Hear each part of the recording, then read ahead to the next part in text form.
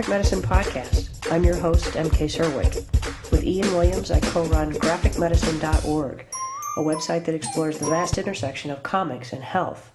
On today's show, Graphic Medicine News with Matthew No, and Rupert Kinnard's wonderful keynote address from our 2017 Comics and Medicine Conference in Seattle, Washington.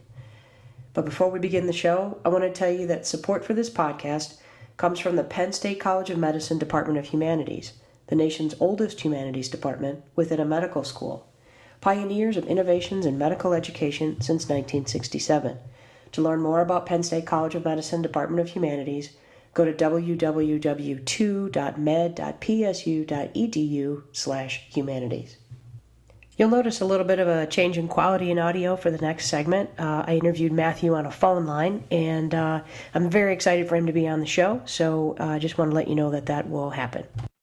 So, welcome to Graphic Medicine News. I'm very excited to announce that starting with this month's episode, I'm going to be joined by Matthew No, who is the gatherer of all things graphic medicine. First I want to timestamp. We are recording on Tuesday, April 3rd at about 1 p.m. Central Time. And so, Matthew, to get started, could you introduce us to you and who you are and what you do? Yeah, of course. So, like MK said, my name's Matthew No. I am a librarian at Harvard Medical School. My fancy title is Collection Outreach Librarian. So, basically, I'm a collection development person who also goes out into our community to find out how well our resources are being used and what people actually want from us. A big part of that right now is really humanities and medicine and graphic medicine. We're starting a collection here at Harvard, so that's great. And I kind of got into the whole graphic medicine side in graduate school and library school, thinking about health literacy. Stumbled across graphicmedicine.org and never gave it up. This was 2014, and now here we are in 2018. I've been collecting this Week in Graphic Medicine blog series since fall of 2016, I believe. And so those are now on graphicmedicine.org every single Friday. It's a variety of news and articles and links and webcomics, a huge tweet section. So much conversation about graphic medicine happens on Twitter. It's kind of amazing. And here in the past few months, I started doing a, pick of the week, where out of all the things I've seen that week relevant to comics and medicine, I pick something and talk about it a little more in depth. And those have been really, really wonderful. I've really been enjoying those because, like you said, there's so much going on in graphic medicine, which, of course, helps to just lead me to say how much we greatly appreciate, all of us who pay attention to graphic medicine greatly appreciate what you're doing, because I know that on my Friday, a big part of my Friday is looking forward to your post and catching things that I know I absolutely would have missed without you. So we're really grateful for your work. And especially, as I said, I'm enjoying the focus where you give us kind of some of your thoughts. So since you kind of gave us your graphic medicine origin story, which I think I love to hear, why don't we just dive right in? So what's news in April of 2018 in graphic medicine? Well, so as you've been talking about on the podcast and gets posted everywhere, we're in the conference prep season. I think everyone has heard one way or the other about the proposals, so we've got that to look forward to. The full schedule is forthcoming soon. But really looking forward this month, I want to just point out two books. One's really a comic, and the other's sort of relevant for cartoonists that are coming out this month and early next month in May. First, this has been getting a lot of press lately, is Creoda Wilberg's Draw Stronger. It's a self-care for cartoonists and visual artists book. This is coming out from Uncivilized. It's set to be released on April 8th. And it's really meant for, your cartoonist to think about, your posture and thinking about long-term care for your body, because cartooning, as you all know, can be very, very hard on the back, the wrists, the everything. And then in May, the latest book in the Penn State University Press graphic medicine series is coming out. It's called Graphic Reproduction, a comics anthology. It's edited by Janelle Johnson, and it has an afterword by Susan Squire. And it's MK actually gave a blurb for this. It's a collection of comic narratives that gives voice to non-normative, marginalized, and in some cases stigmatized stories in the arena of human reproduction. And so I'm really excited about this because I really am enjoying this boom of these comics anthologies that have come out lately. We've seen them coming out from major publishers related to humanitarian crises and, gun violence, and small presses have been doing them for years and are starting to make it beyond that as well. So these are two books to really look forward to in the coming months. That's really exciting. I'm really glad that you focused on those two. I'm excited about those as well. Literally, when you mentioned Creota's book and how, I literally sat up straighter. I was like, oh, yeah, those are such good, helpful reminders. And then, the anthology coming out, Graphic Reproduction, is really exciting. Next week I'm going to University of Wisconsin-Madison, and it prompted me to think that I want to talk to Janelle about the process of editing that book. So those are really exciting picks. Yeah, and I'm looking forward to getting a hold of them. Yeah, me too. And I'm also really excited to hear what you said about anthologies. I think that, sometimes anthologies can feel so all over the place, and I'm currently editing an anthology, so I'm excited to hear that as a reader and a connoisseur of graphic medicine that you like them. What do you think makes a good anthology, as opposed to one that feels kind of like piecemeal and not have a unified whole? So as this is probably more of an editor's decision-making piece here, but the ordering of the comics in the anthology makes a lot of difference for me because, cartoonists have styles that range from almost anime to the most, pen on paper rough sketching. And the most disjointed part of them for me is when you jump between those back and forth throughout the entire work. I prefer the ones where it sort of has a progression of, I don't want to say detailed because sometimes the most quote-unquote simplistic drawings are the most detailed, but there's this feeling of busyness maybe that you get in a simple or quote-unquote simpler drawing versus these large-scale, full-color page, every possible detail. I'm looking at a news article for the Image Comics Vegas shooting anthology, and this particular image is one that's very busy and kind of distracts me. But it also helps if there's as many different kinds of voices in the anthology as possible. Sometimes you'll get ones, a lot of these bigger name ones, or bigger name, like people who are publishing regularly in DC and these big publishers. They're just full of the names by heart and see all the time, just as a generic reader. I like the anthologies where it brings in people from the small presses and gives me an opportunity to discover a new cartoonist that I hadn't seen or heard from before, and then I can go track down everything they've ever done. So I don't know if that really answers the what makes a good anthology. But no, it definitely does. It's really helpful, actually, and it's really interesting to think about that. So a progression of kind of like styles so that like things are grouped together. So it's the kind of contrast of maybe like a super seasoned, full color, really more realistic drawing style alternating between someone who maybe this is the first comic they made, and both are of equal value, but you're saying that it kind of helps if we almost build that, kind of build in that kind of sophistication of drawing. That's very interesting. And then I agree. The other thing is kind of, it's like you want a couple of voices you've heard, but you really want to hear voices you haven't heard. And I think that applies to the kind of story, too, right? You want to hear stories you haven't heard before, because that's the point of telling them, right?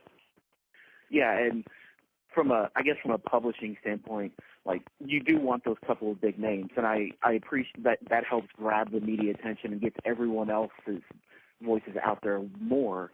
But if you keep it to just one or two, then it gives everyone else room to breathe and grow and meet their readers. Yeah, I think it's really exciting to be, again, I'm editing an anthology, so to think about like creating opportunities.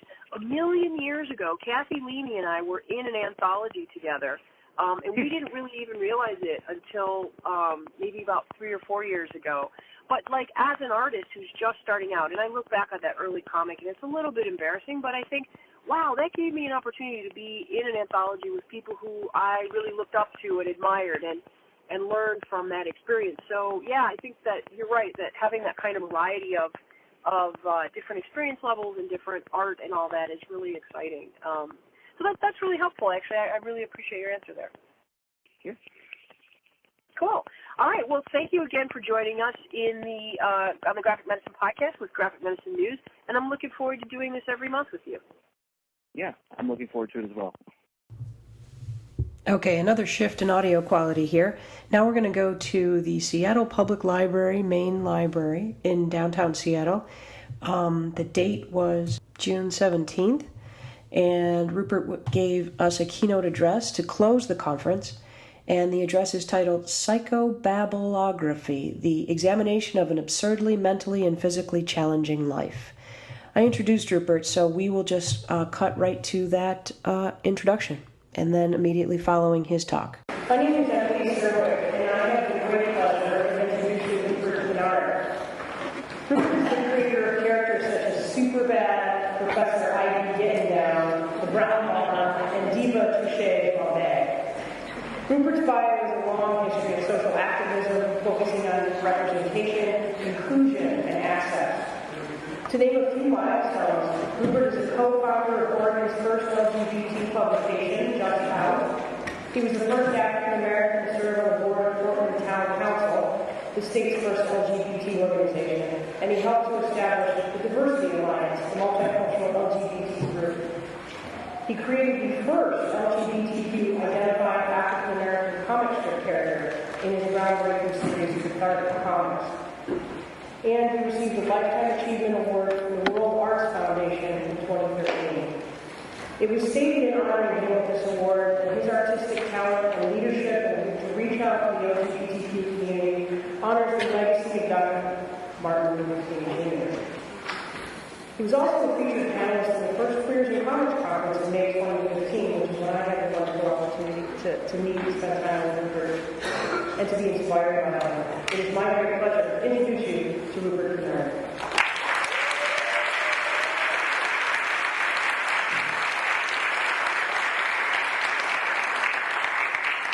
Thank you. I'm not sure if my voice is projecting. I have the mic on, but I'm not sure. Just switch on the belt back. Switch on the belt back. Go ahead. How's that? Is that better? All right. Well, thank you, MK.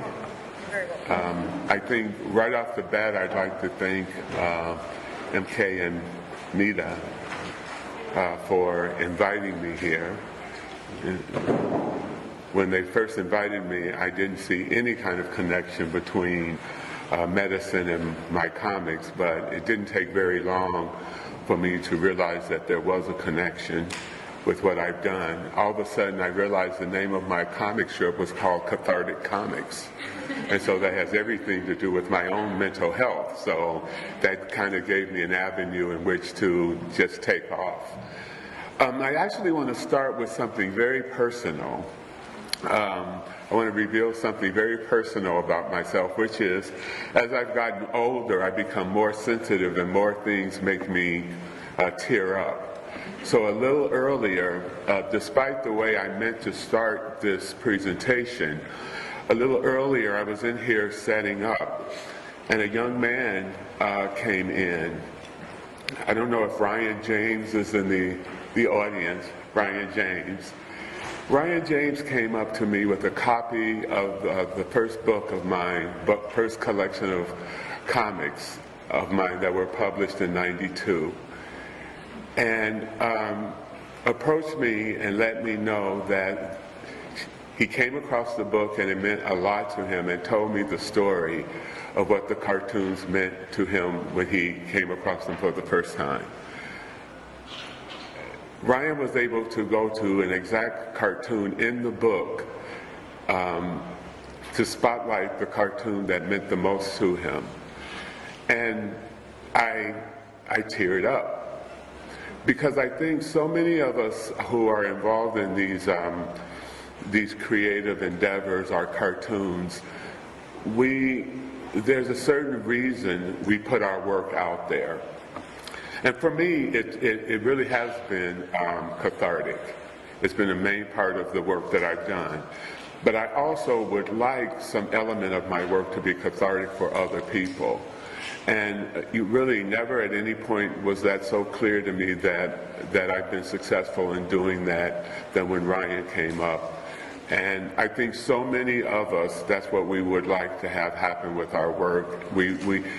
I think the important thing for me is that once the work goes out, we have no idea how many people it's affecting. And so I just really, as much as Ryan wanted to thank me for my comic strip, I really wanted to thank him for sharing that story with me. It was really beautiful.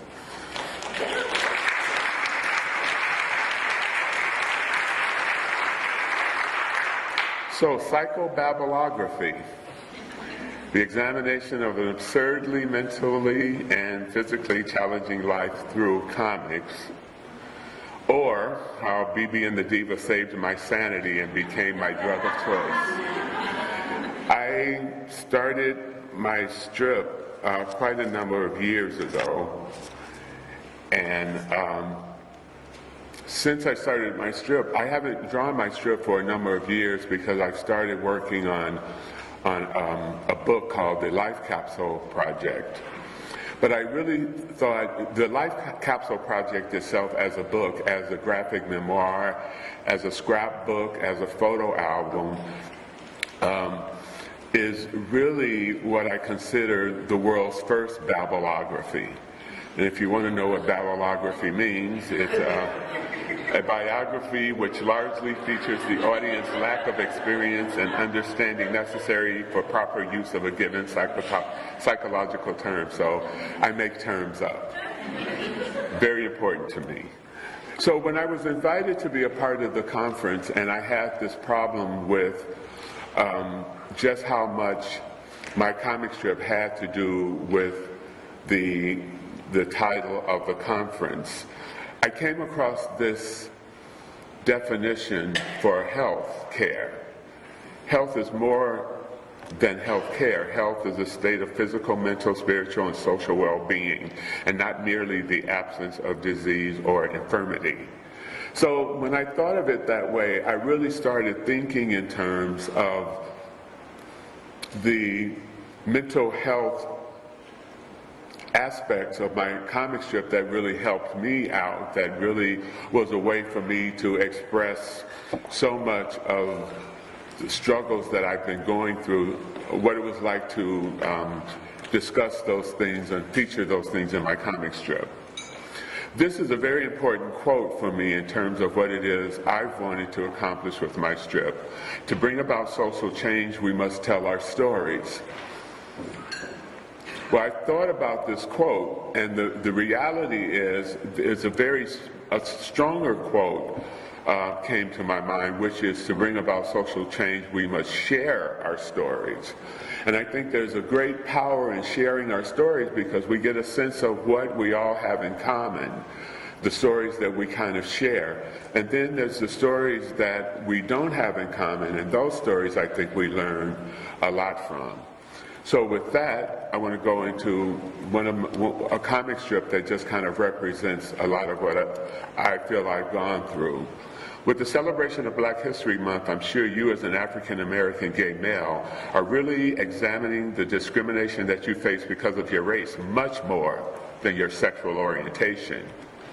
No way. I bet you're still overwhelmed by the hardships you face as a gay man, which must be much worse than anything you experienced as a black man. He's wrong. People are much more racially insensitive to you as a person of color, huh? He doesn't know what he's talking about. Homophobia is your biggest cross to bear, isn't it? Before I address this issue with you both, could you please not use me as your footrest?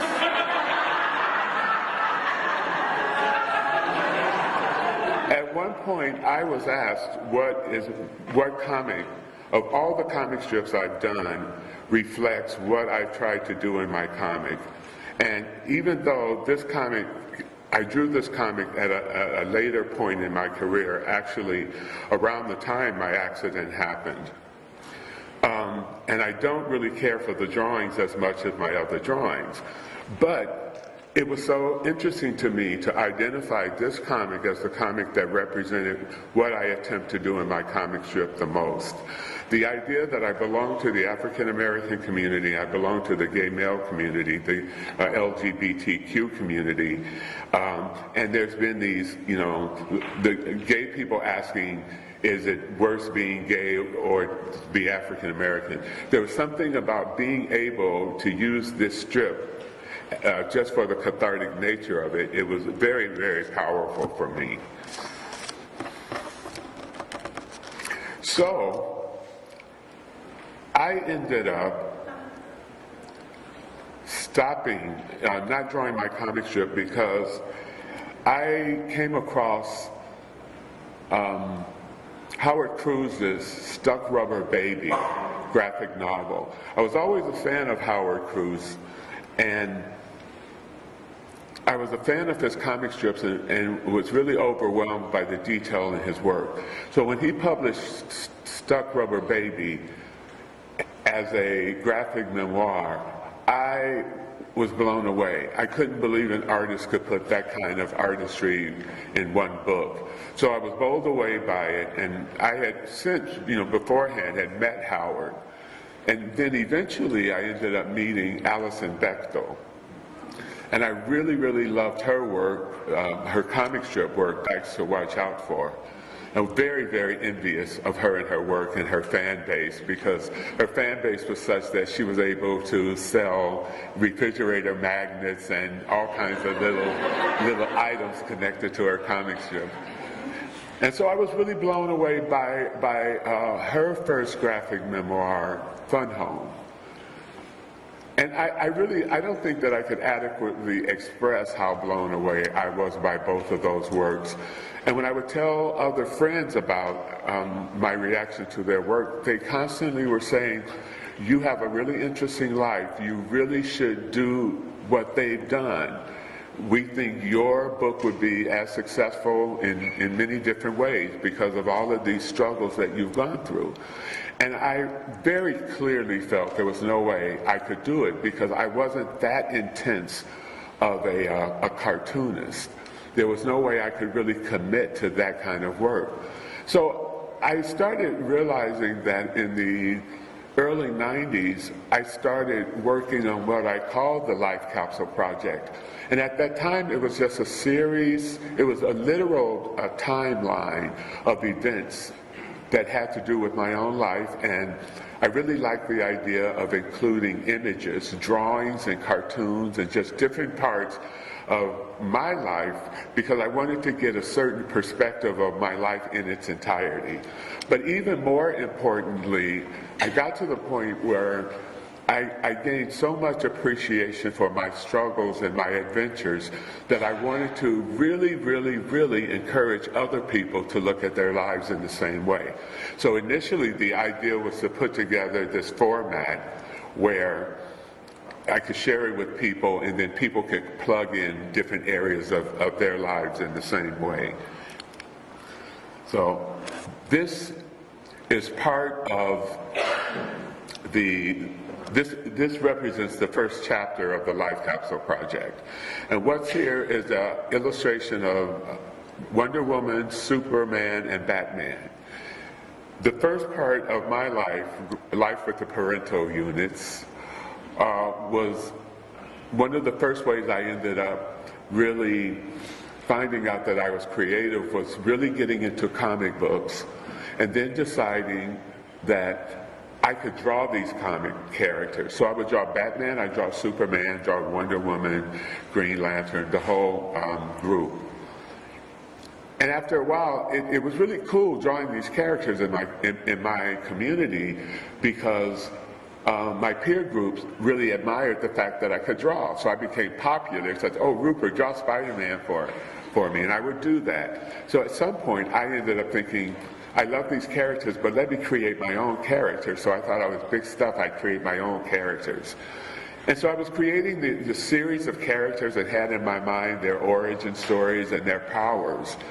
And I felt like at a certain point I had a rude awakening.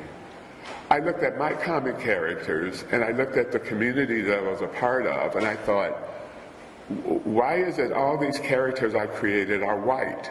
I'm not white, my community is not white, and I actually became a bit angry about it. And so I decided that I wanted to create another character that really reflected not only my community, but I wanted to create a character that also represented, at that time, my growing love for the boxer Muhammad Ali. I always loved Muhammad Ali, not as much because he was a boxer, but as a social figure, a civil rights figure. It was something incredibly powerful about Muhammad Ali during the period where he was at the height of his popularity, in that he went so far beyond what I felt I, as a young black man, was being told, which is that you're worthless as a black man, you're less than human. And Muhammad Ali was amazing because he went so far beyond simply saying he was the greatest. He actually said, I'm beautiful. I mean, it felt like to me he even used words that were empowering. So I created Superbad. And the whole idea of Superbad, that he was a revolutionary, he had a huge afro designed to scare and put fear in the hearts of all white people. And he had the African American liberation colors in his costume, which, interestingly enough, and in my mind at the time, made him a black Captain America, and later on I came to resent the concept of a black person being a black white something. Like Lionel Richie at one point was called the Black Barry Manilow. And Donny Osmond was like the white Michael Jackson. And I remember thinking that was very creepy to me. And also at that time, a writer that really influenced me was James Baldwin, because he was so outspoken. And it was around the time that I started realizing my gay identity. And the degree to which James Baldwin was unapologetically a champion of African Americans and very open about his sexuality made him a really powerful figure in my life. The next chapter basically dealt with my leaving high school and eventually getting an apartment of my own, and I ended up working for a newspaper in Chicago. I ended up working for the Chicago Sun-Times, and it was a very, very huge pivotal point in my life. I worked in the promotion department of the newspaper, and it had nothing to do with art. But every once in a while, I would sneak down to the art department. I would see what the artists were doing. And I kept wanting to be able to have an illustration assigned to me and have an illustration published. So I bugged the art director weekly. And finally, he said, well, we have an article on Red Fox coming out. And if you do a drawing on Red Fox and I like it, I'll publish it. And so I did 3 illustrations to give him something to choose from. Hopefully he would like one of the 3. And so one of the things I did, Red Fox was considered a TV entertainer at the time, but he was also a stand-up comedian.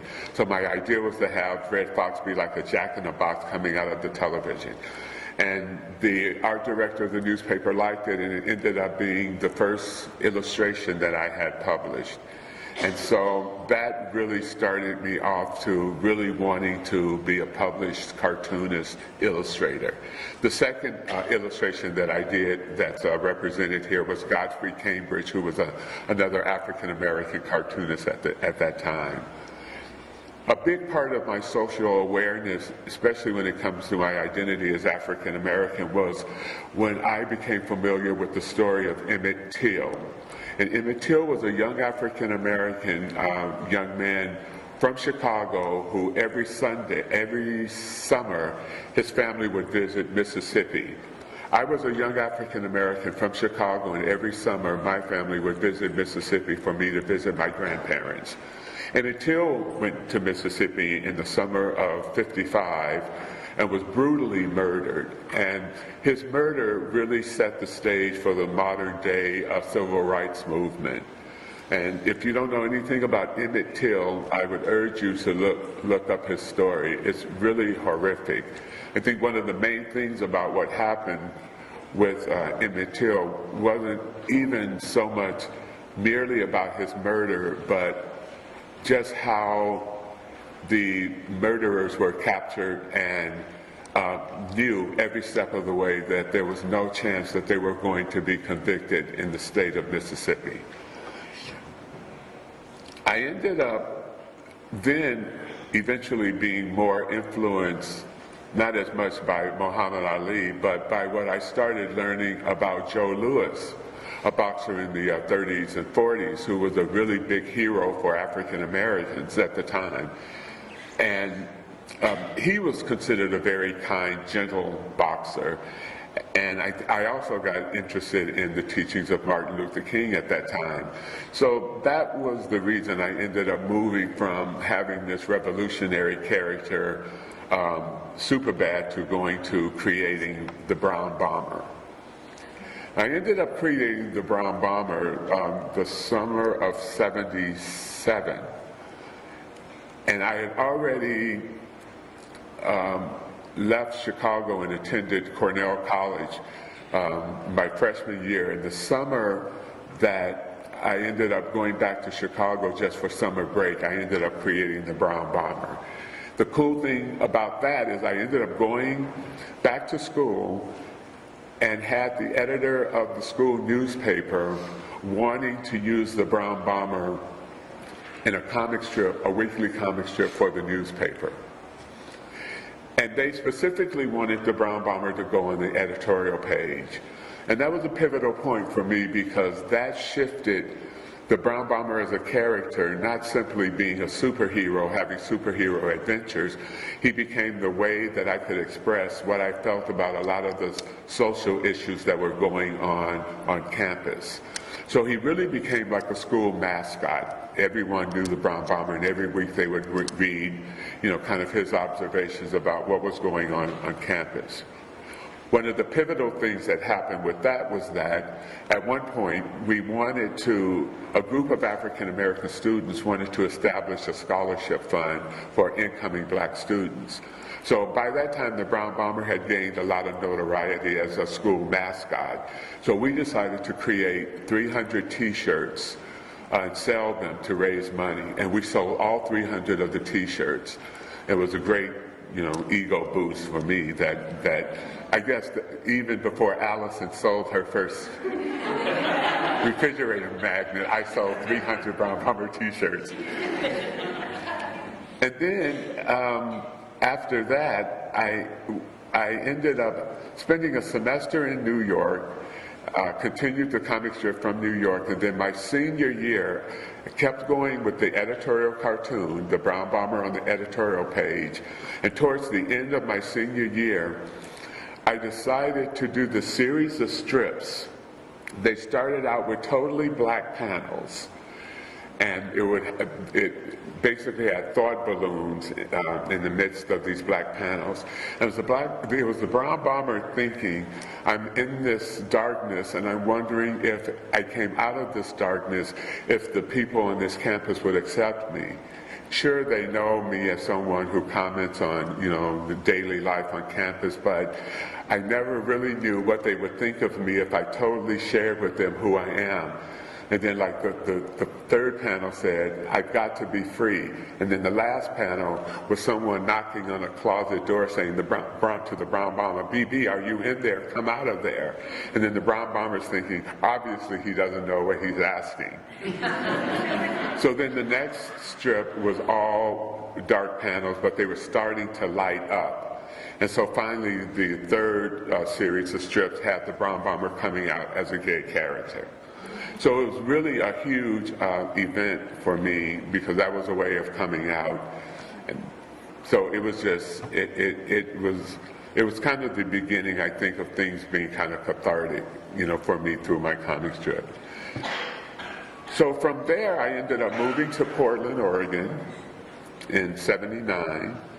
And I was one of the people who started Just Out, Portland's premier lesbian and gay publication at that time. And I ended up being able to have the comic strip published in Just Out.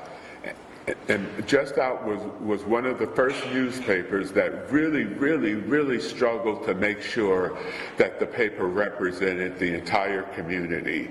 So there were so many newspapers at that time that so represented the gay male community. Just Out was very committed to the lesbian and gay community and bisexuals, transsexuals, everyone at that time. And so as I was starting the strip, I really thought the Brown Bomber needed a partner. So I created, the name came first. I created Diva, Touché, Flambé, and then I thought, I have to create a character that can match up to that name. So in Portland, one of my favorite Portland things is this giant statue of Portlandia.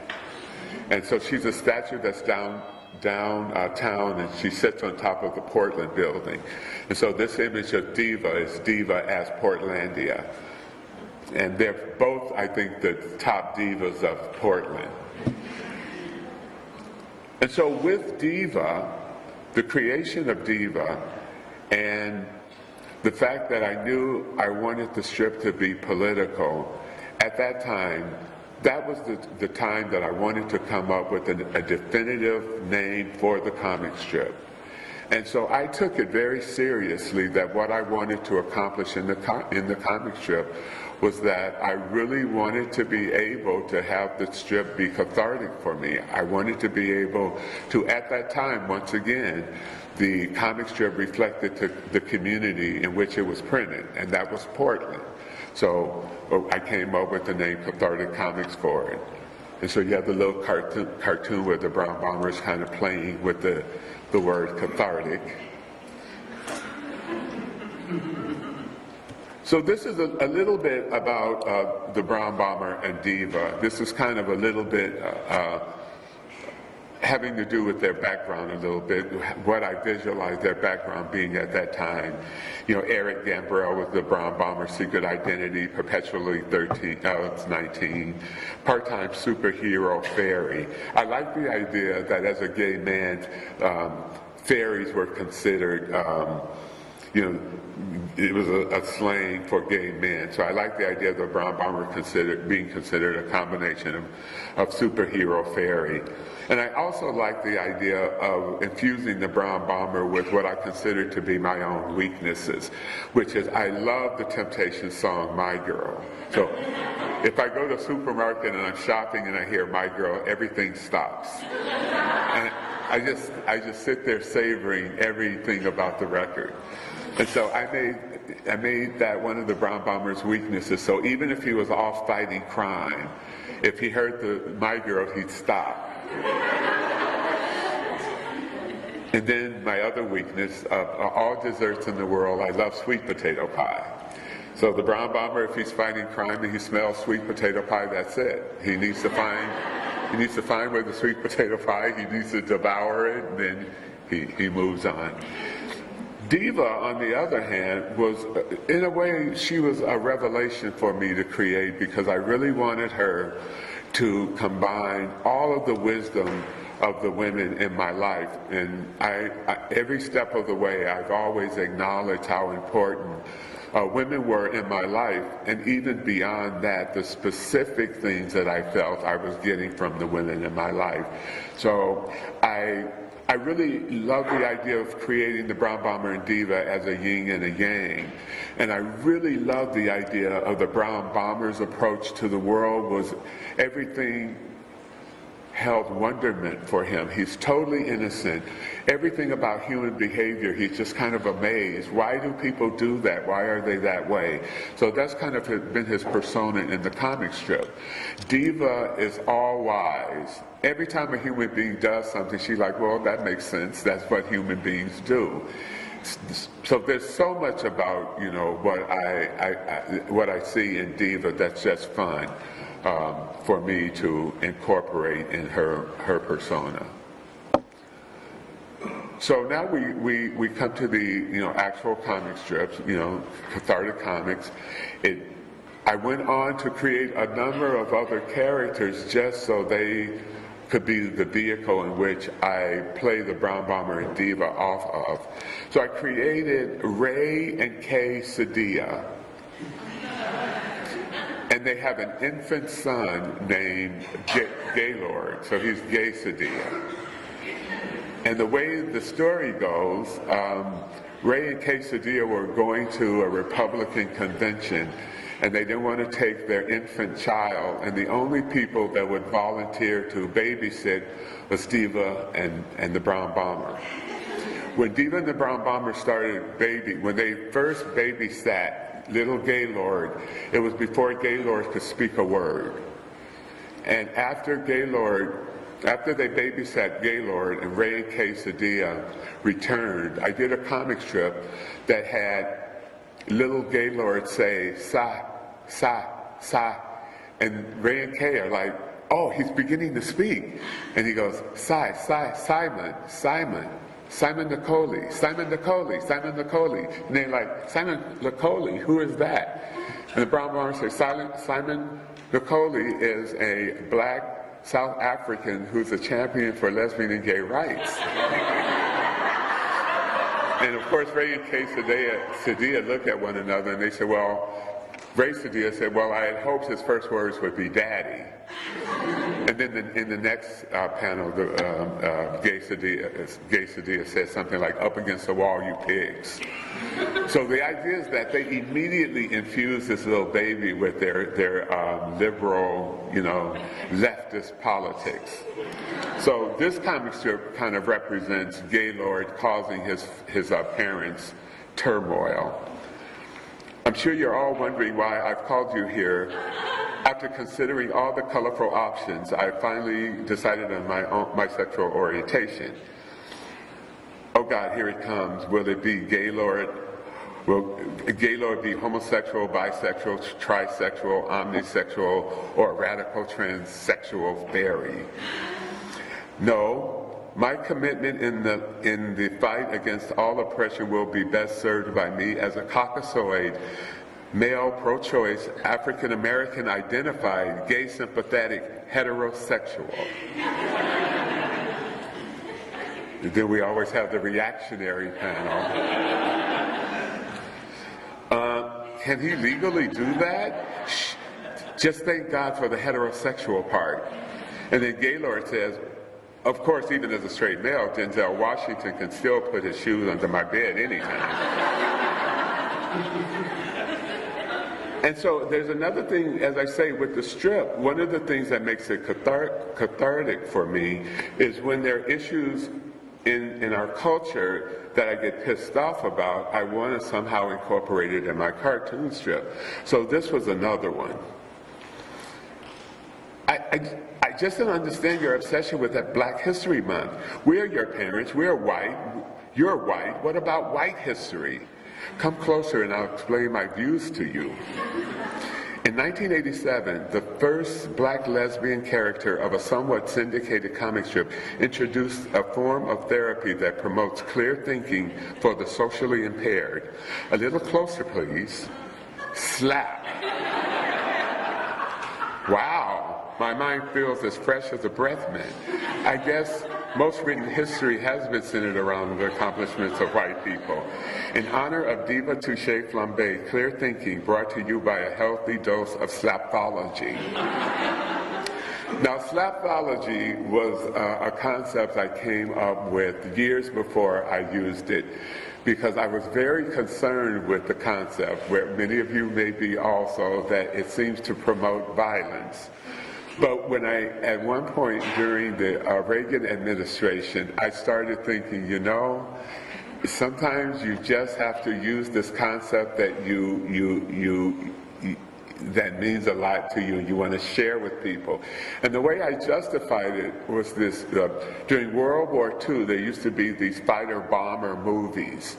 and inevitably one plane would get hit, and the plane would be going down, and the co-pilot would be screaming, "We're gonna crash, we're gonna crash, we're gonna crash." And then the other pilot would slap the other pilot, and he would go, "Oh, thank you, I needed that." So I clung to that concept more than, you know, the idea of it as violent. So we have slapthology as one of the psychobabble terms. And so I thought of it as the action-based science or method of addressing mental abnormalities, perceptions, disorders, and or other forms of bad-mindedness, which is another term I came up with, through the ancient technique of slapping as therapy to promote clear thinking. Now, I will warn you that the only person who really can administer slapthology is Diva. So I don't want to encourage anyone in the audience to think that they have enough skill to administer slapthology to anyone. So along with that slapthology, I came up with another term when I thought of straight guys getting together and really having a camaraderie-ship and truly getting to the point of loving one another, but really kind of freaking out because it's a little close to being gay. Hobophobia.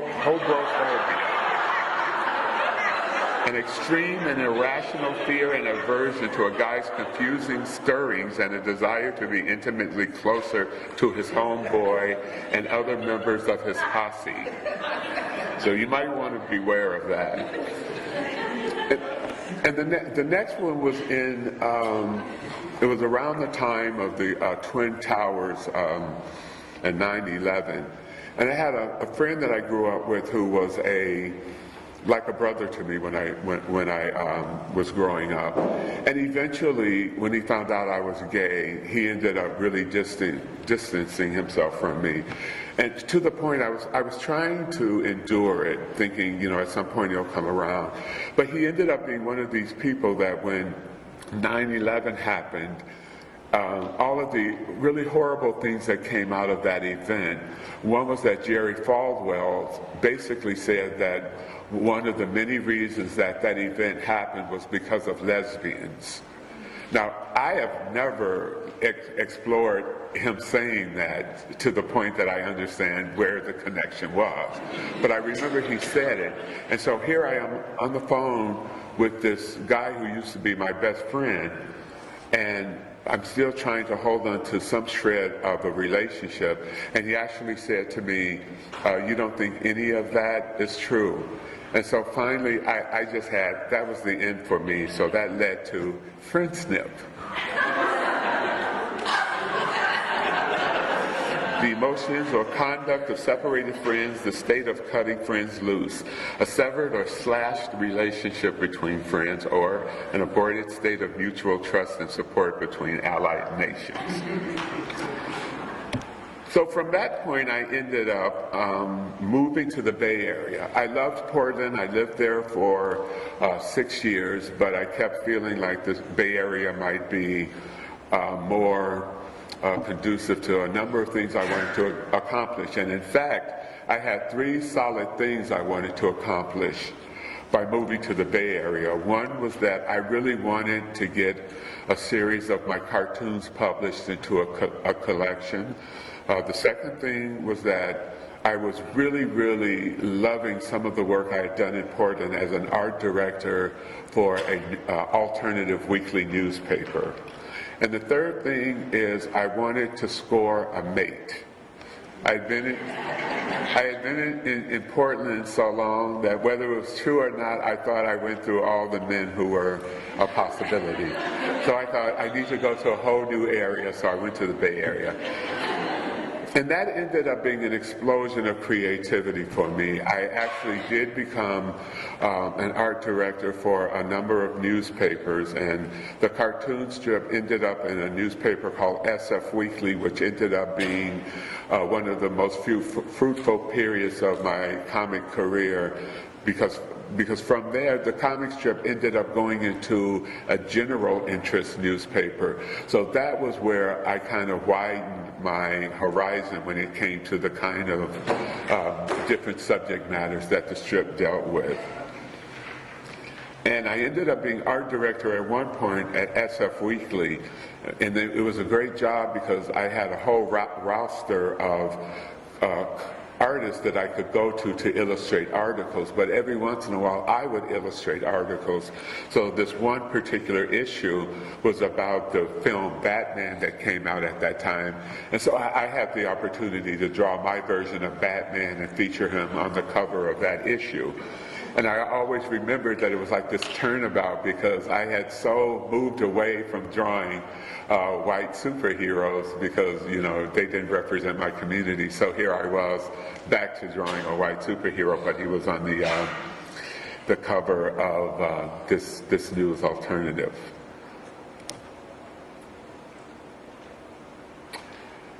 This little section kind of represents once again what I've wanted to do in my comic strips. I've challenged myself to find humor in the audacity of hypocrisy and comedy in the whimsy of the absurd.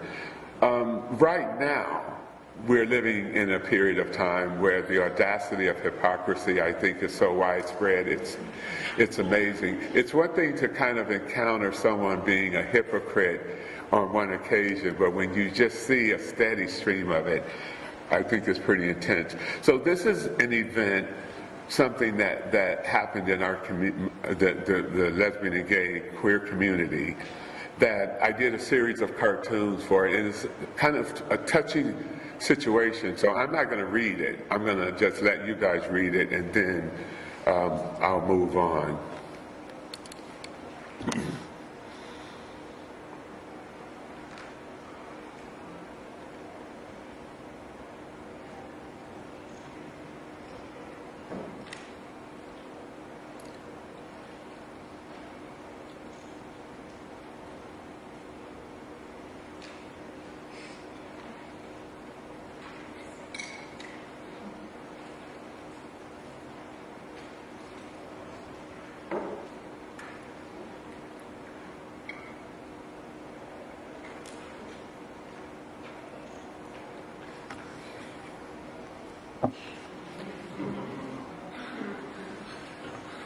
So, what was really important to me about cartoon strips like this was the fact that I knew I was a product of a couple of communities, and it would be so irritating to be in the queer community and have specifically gay white men celebrate what they seem to think of as this innate sensitivity.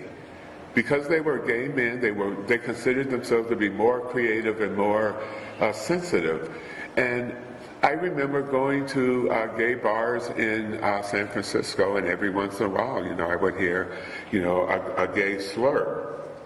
And it really, you know, bothered me. So within gay publications, running a cartoon strip like that, like this one, really, it so fit what I wanted to do in terms of causing people to think about this idea that you're this, you know, perfect community. It, as I say, was very important to me. So now we get to a whole new chapter. This was a very creative chapter also, and it was when I met my partner Scott, which meeting Scott became a whole new avenue of humor for me because he's exasperating on so many levels. But in terms of a goal, with my goal going to the Bay Area, scoring a partner, the fact that I met Scott after 5 years of being in the Bay Area, and to this day we've been together for 27 years, I think that was very successful. And so during that time, it was an explosion of things that happened. I was original cartoon strips were inducted into the San Francisco Cartoon Art Museum, and I was approached by Allison Publications to do a book, Young, Gay, and Proud.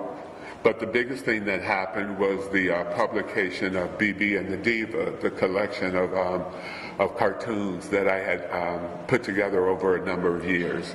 A really huge event for me, and it ended up really kicking off the start of just so many experiences that was a big deal, including a number of cartoon conferences that involved Allison Bechtel and Howard Cruz. It was really great spending time with them. And so after I really felt like I had accomplished everything that I wanted in the Bay Area, I got the opportunity to move back to my beloved Portland. And I wasn't even responsible for it, really. Once I had met Scott, I wanted to visit Portland and get him to love Portland, and eventually he was the one who wanted to move back to Portland, so it was perfect. So this represents when we moved back to Portland. And shortly after we moved back to Portland, I was approached by a playwright in the Bay Area who wanted to do a play about some of his favorite cartoon characters. And I was very, very shocked and pleased that he enjoyed cathartic comics so much that he wanted to incorporate them within this live theatrical production. And so there we were, the opening night of this play, and at some point, here comes this little character with this scarf around his neck and this little bedspread, and this woman with this ocean wave hairdo. And there they were on stage. So that was really, really, really amazing for me, one of the highlights of my life. So also around that time, a couple of writers, editors from the Bay Area wanted to include the Brown Bomber and Diva, mention them in this almanac.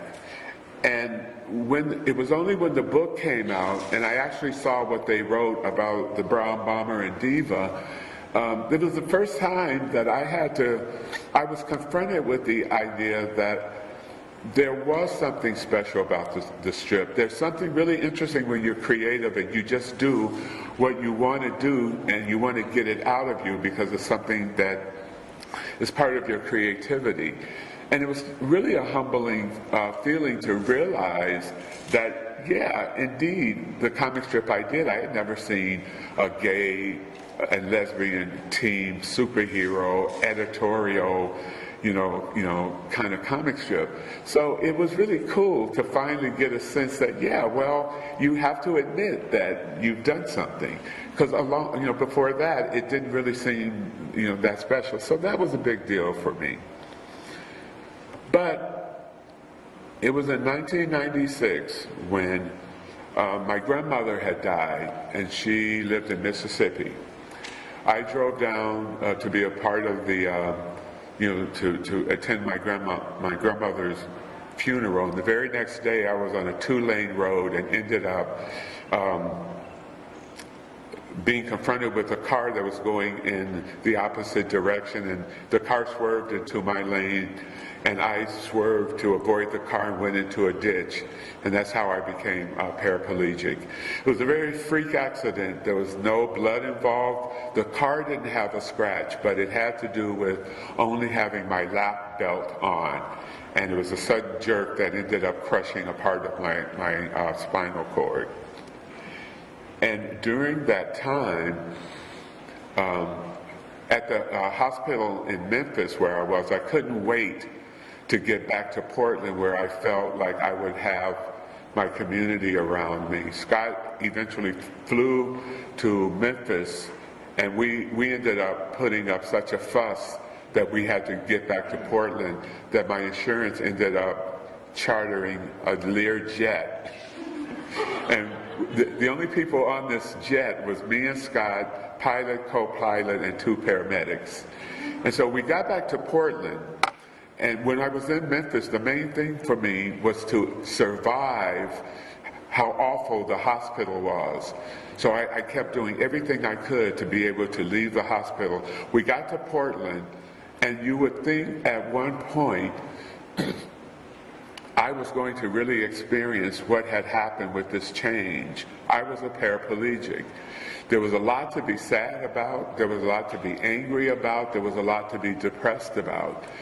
But at no point had I experienced that, but then I got to Portland and I thought that at some point that might happen.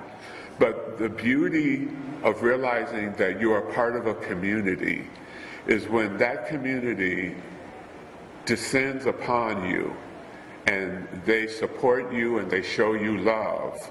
You know, the African American community that I was a part of, the queer community that I was a part of, the community that Scott and I was a part of in Portland, descended upon us and helped us and supported us, raised money for renovations of our home, created ramps to our house, wide doors. The beauty of what happened to me that I always enjoy and appreciate sharing with people was that I absolutely didn't have any moment to be depressed, to be sad, to be angry. There was something, at least in my character, that made me so overwhelmed by what they were doing, how they were supporting us, that at no moment did I ever become depressed. No moment did I ever become angry or sad. It was almost like I was looking here thinking, okay, it's time for some negative thing to happen, but then someone would come to my hospital room with a home-cooked meal. So the other thing that happened during that period, this spread basically represents, this is a spread from the Life Capsule project. And it's another way that this project makes me reflect on how I am able to use humor to kind of offset these events that are, can be considered, pretty devastating. I always love, coming up with the quote, life sure can be nappy, and this is life at its nappiest. Now, I was very much aware, and I have to say, there's kind of no way for me to share this with you without getting a little emotional. I was very much aware over the years of the African American community that I was a part of. Very passionate about that community, very passionate about the queer community I was a part of, very passionate about the feminist community because of the women in my life. But it was because of the accident, and after the accident, I went back to work. And one day I was at work and I received a package, and it was from Alison Bechtel. And I opened up it was a box. I opened the box up and there was a little note saying she had heard about my accident and that she wanted to send me a get well card, but she also wanted other cartoonists to draw on the card. And then she said, but it became really logistically hard, so she decided to have different artists draw little panels with their condolences and their well wishes. And it grew into this big project. And so she said, this is what we came up with. So I grabbed this first panel, and the panel is attached to the string. And if you guys could come up. So I pulled out one string, and after each string, another panel appeared. And bit by bit, that represented all of these cartoonists whose work I was very familiar with. And I would say so much of their work really in some way, connects to the idea that, our work for us is very cathartic. Each one of these cartoonists, I feel, there's something about their work that really works for the benefit of the well-being of our communities. This is what I received in the mail. And obviously, as you can imagine, this is one of my most prized possessions. And so that's what a fellow cartoonist did. And what it did was it made me realize that I was a part of a cartoonist community. And that's one of the reasons why these events mean so much to me. And this is kind of a closer view of some of the main panels so you can get an idea of what people sent. Thanks. So I'm nearing the end of this presentation. I actually thought I'd have time for our questions and answers, but I'm not sure I will. But this just basically represents the last chapter in the Life Capsule project. Me and my partner, we now have a guest house in Portland, and that is that gives me great joy. It's one of the things that kind of keeps me going. I'm basically this year celebrating the 40th anniversary of the cartoon strip, and there's no better way, I think, to celebrate it than to have been invited to this conference and just share with you, you know, what it's meant to me, and really how the idea of naming my comic strip Cathartic Comics has just really been the basis of my well-being. There's something about being 63 years old and examining your life, my life, at this point, as I would, you know, really encourage all of you to do, and realize where you are, and, you know, just how well adjusted you are, and those of you who are. My partner Scott gets on me because I always consider myself to be the most well-adjusted African-American, gay, Cancerian, cartoonist, adventurer.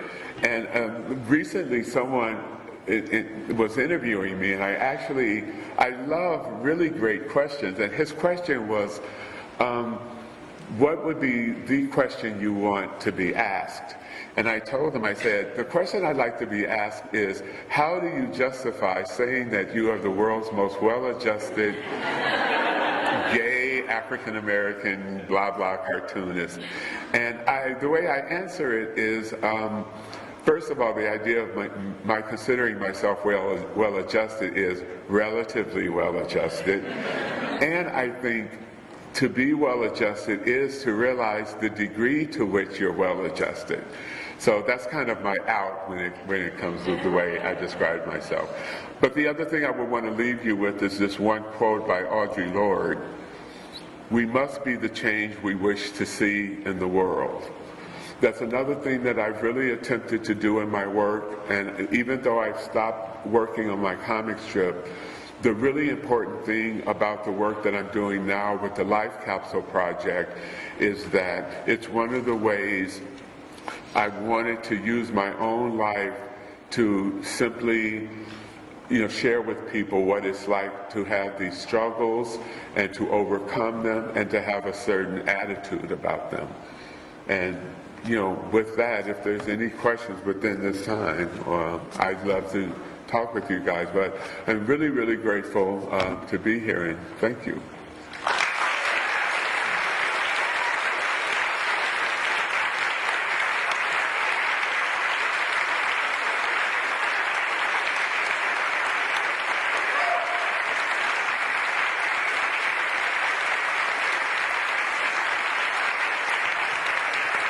I've already shared with you that I'm sentimental for Flambé. Thank you.